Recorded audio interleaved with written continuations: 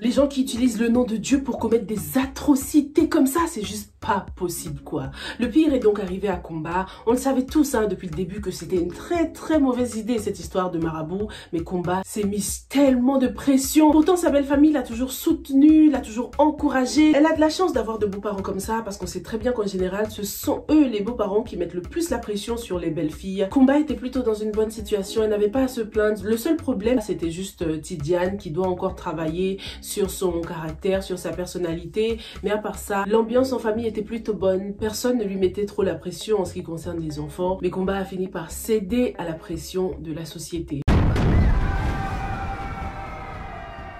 Va-t-elle tout dire à Tidiane? Qu'est-ce que vous en pensez? Mettez-moi des oui ou des non dans les commentaires. Est-ce que Kumba doit tout dire la vérité à son mari ou garder le secret par rapport à ce qui vient de se passer? Comment expliquer à ton mari que tu t'es fait agresser par un marabout, quelqu'un que tu ne reverras probablement jamais parce qu'il s'est enfui le mec? Il a utilisé une fausse identité parce qu'il n'était clairement pas un marabout. Le seul moyen de le retrouver, ce serait de passer par la Astou là. Tidiane ne va jamais croire à tout ça. Il va même pas essayer de la comprendre. Il va tout de suite considérer qu'elle ment et probablement demander le divorce. Non mais franchement, cette collègue de Kumba, elle mérite la prison. C'est pas possible de vouloir détruire la vie d'une autre femme, prendre sa dignité comme ça, toucher à l'estime de Kumba. Franchement, je sais pas comment Kumba va faire pour se relever. Déjà par rapport à sa carrière professionnelle, est-ce qu'elle va pouvoir reprendre le travail? Le truc c'est qu'elle n'a pas le choix si elle veut garder ce secret. Donc pour éviter d'éveiller les soupçons, je pense qu'elle continuera à travailler. Qu'est-ce que t'en penses? À moins qu'elle décide d'arrêter d'écouter son mari, de faire genre elle écoute son mari, arrêter le travail complètement et devenir la femme au foyer que son mari a toujours voulu. Cette actrice a tellement bien joué les gars, ses larmes étaient tellement réelles. Elle et Salma sont de bonnes pleureuses. Ah non, c'était trop crédible, on avait mal pour elle. Et pareil pour le marabout, je trouve qu'ils ont fait un bon choix au niveau du casting parce que dès que je l'ai vu à l'écran, je l'ai détesté direct les gars. Ce scénario est une mise en garde pour tous ceux qui souhaiteraient forcer le destin. Comme on dit, God's time is the best. Et Kumba n'a pas été assez patiente. Ça vaut aussi pour les hommes. Dans ce cas, on a eu le cas d'une femme qui allait voir les charlatans pour essayer de changer son destin. Mais les hommes aussi pourraient se retrouver dans de telles situations, faire de mauvais choix juste parce qu'ils veulent absolument des héritiers, des enfants. C'est triste que ce genre de choses arrive toujours aux bonnes personnes. On a le cas de Khadija et Asta là, Depuis le temps qu'elles vont voir des marabouts, il ne leur arrive jamais rien. Mais bon, c'est pas encore la fin de la série. Je pense qu'elles auront leur lot de karma aussi. Avec le scénario de Kumba, le plus heartbreaking ce sera de découvrir qu'en fin de compte, Tidiane peut avoir des enfants parce qu'on n'a pas encore eu ces fameux résultats. Et vu à quel point le père de Tidiane a prié pour lui et tout, moi je me dis ça se trouve, on va découvrir qu'il peut avoir des enfants, ce serait horrible. Kumba s'en voudra toute sa vie. Franchement, j'ai peur pour l'avenir de ce couple. Connaissant le caractère de Tidiane, va falloir beaucoup de prières les gars. Kumba, je la vois bien se confier en Salma et à personne d'autre. Partager ce secret avec Salma, je pense que ce sera la mieux placée pour essayer de lui apporter un peu de réconfort sans la juger. Dans cet épisode, on a donc vu le père de Tidiane. Ça faisait longtemps qu'on l'avait pas vu. C'est vraiment un personnage qui rassure. J'aime bien sa présence. Et quand il est là, Tidiane redevient un fils quoi. Un fils vulnérable, qui a des défauts et pas cette espèce d'homme tyrannique. Les deux personnages ont beaucoup parlé et on se rend compte que Tidiane, comme la plupart des hommes, ne fait pas la différence entre l'impuissance et la stérilité. Dès qu'on parle de ne pas pouvoir faire d'enfants, là certains hommes sont touchés dans leur ego. On l'a vu dans la série Yai 2.0. Tidiane était en train de se défendre, dire que oh, mais de toute façon je mange bien, je fais du sport, je satisfais ma femme, etc.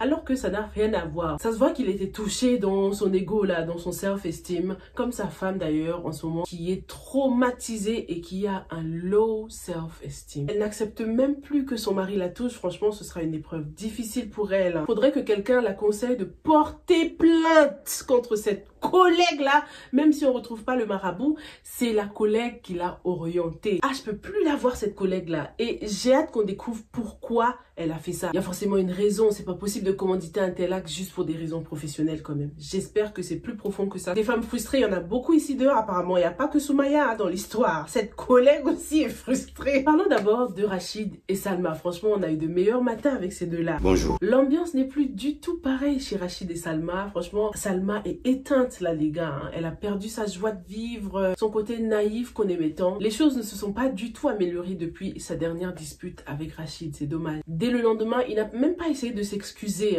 pour lui il est dans son droit là. tout ce qu'il lui a dit la veille était légitime et puis c'est tout. Rachid est en train de beaucoup changer. J'ai l'impression que là, c'est juste le début, là, que ça va être encore pire par la suite.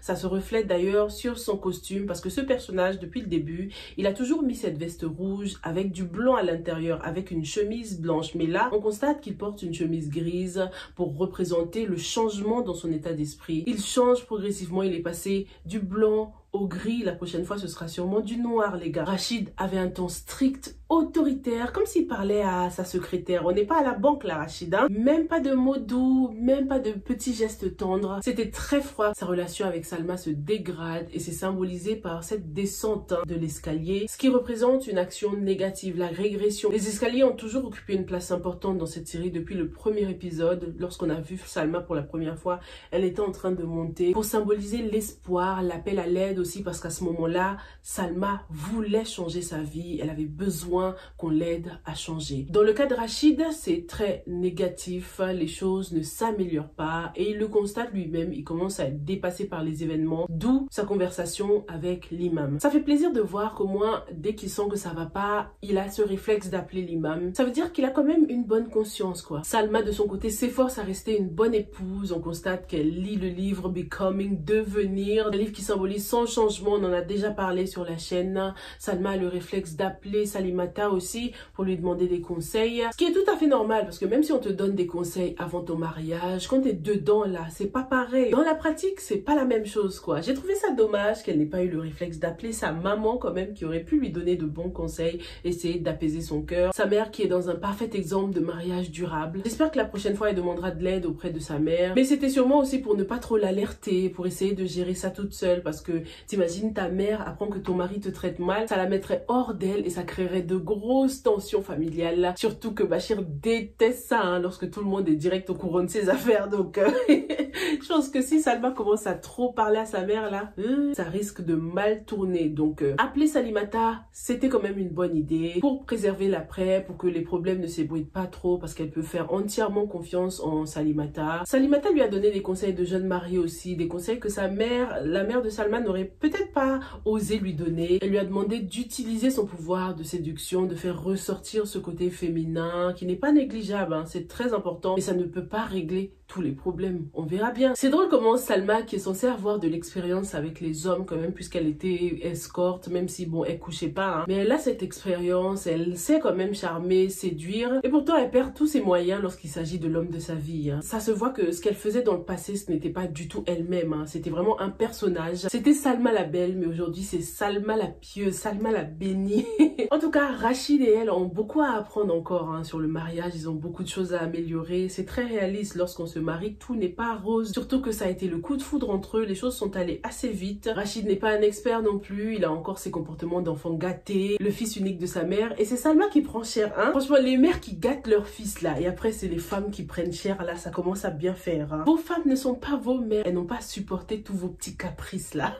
Ce qui était exemplaire en tout cas, c'est que malgré le comportement horrible de Rachid à huis clos, il n'hésite pas à défendre sa femme en public, quoi, devant la famille. Il arrive à faire la différence et ça, c'était bien. Ah, franchement, s'il ne l'avait pas défendu devant sa sœur, ça aurait été le pompon, hein. Soumaya a osé. Elle, je ressens que de la peine envers elle parce que son tour arrive. Ça se voit qu'elle va prendre cher, elle aussi, donc faut même pas avoir le seum d'elle, les gars. Je lui en veux pas du tout parce que sa vie n'est qu'un mensonge, en fait. Soumaya est dans le déni depuis longtemps, depuis qu'elle a commencé à soupçonner que son mari la trompe. Elle est frustrée par ça et elle transmet cette frustration à son entourage, quoi. Quand on y pense, les cas Salma et Kumba sont assez similaires. Zéro solidarité féminine, ce sont des femmes qui elles-mêmes s'efforcent de les humilier. On a aussi eu la scène entre mère Aminata et Khaliya où Khaliya faisait semblant d'avoir mal au ventre. Ça, franchement, c'est des comportements de tchat, ça, hein. Les derniers de la famille, là. Raise your hand, hein. Nous, là, les derniers, on fait trop de caprices comme ça. Est-ce qu'il y a des chats ici? Dénoncez-vous dans les commentaires. Khaliya a donc fait semblant d'avoir mal au ventre alors qu'elle a passé toute la journée à textoter avec Cyré. Cette histoire de maux de ventre là, c'était quand même bizarre, hein. C'est pas on découvre qu'elle est enceinte là, ce serait le choc du siècle.